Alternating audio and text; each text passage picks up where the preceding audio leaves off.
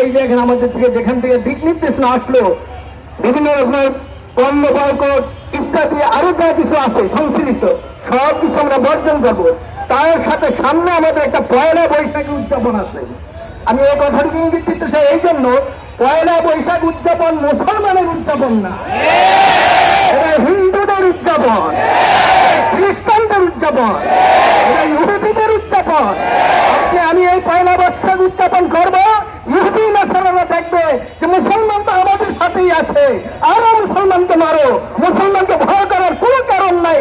আর যখন আমরা ওদের কালচার ছেড়ে দিব, ওদের হিন্দু আমি ছেড়ে দিব, মূর্তি পূজা ছেড়ে দিব, তখনই ওরা ভয় পাবে, নায়ক শক্তির আওয়াজ ওদের কলিজা চাপা ফুটবে।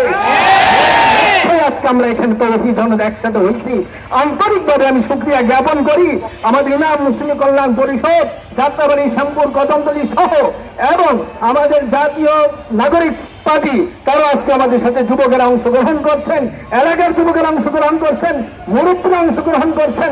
আমার ভাই একটা বলছে, রাজনীতি পরিস্থিতি আমাদের যাই হোক, ইসলামের ব্যাপারে আমরা একমত থাকবো। আমার নেতা কি বললো, আমার নেত্রী কি বললো, ওদিকে আমরা তাকাবো না। ইসলাম আমরা সকলে এক ঐক্য থাকবো ইনশাআল্লাহ। আগামীতে আপনারা জানেন আমাদের বাংলাদেশ ইমাম মুসলিম কল্যাণ পরিষদ এই ব্যাপারে অন্যায় প্রতিবাদে সব সময় সোচ্চার ছিল। আপনারা আন্তরিকভাবে সর্বাধিকভাবে আপনারা কি করছেন, আমাদেরকে সহযোগিতা করছেন, অর্থনৈতিকভাবে সহযোগিতা করছেন।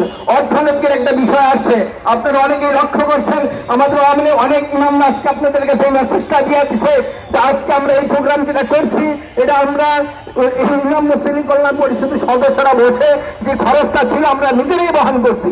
বাকি আমাদের ফিলিস্তিন ভাইদেরকে অর্থনৈতিকভাবে সহযোগিতা করা দরকার, বিভিন্ন অ্যাঙ্গেল আমরা করার ব্যবস্থা আগেও করছি, এখনো চলছে।